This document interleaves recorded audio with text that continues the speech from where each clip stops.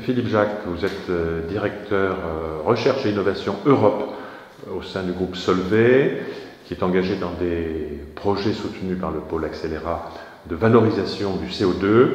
Quels sont ces projets? Que peut-on faire ou que cherche-t-on à faire de ce CO2?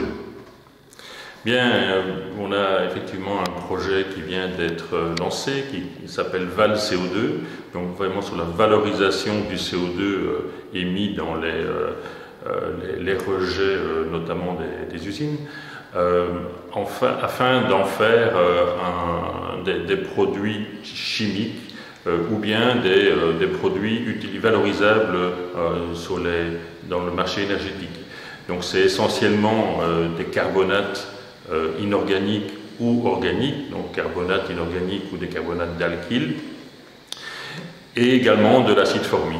Donc ce projet VAL CO2, c'est un projet qui est porté par Solvay, qui a un budget global de 3 millions d'euros et qui est mené en partenariat avec l'IFP Énergie Nouvelle, avec Inevo Technologies, avec l'Institut de transition énergétique IDIL et également avec 2 laboratoires académiques et qui vraiment donc, utilise toute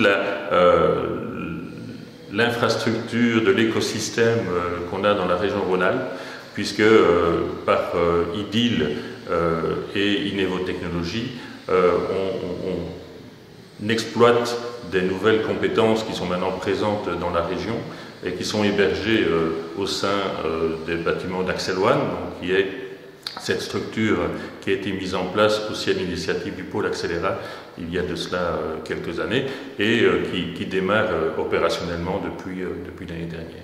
Alors ce projet comprend aussi un inventaire des émissions? Ce projet comprend également effectivement un inventaire des émissions de CO2 industrielles afin de pouvoir identifier les meilleures sources pour les différentes voies de valorisation possibles.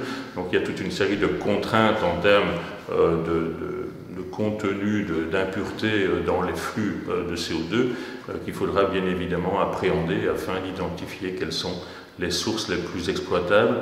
L'enjeu étant de développer des technologies qui présentent une viabilité économique évidemment pour fabriquer ces produits.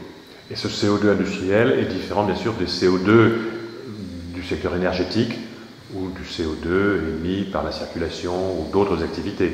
C'est le CO2 lié aux activités industrielles.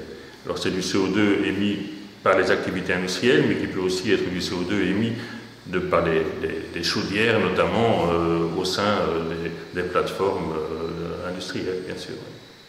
Très bien, je vous remercie. Bonne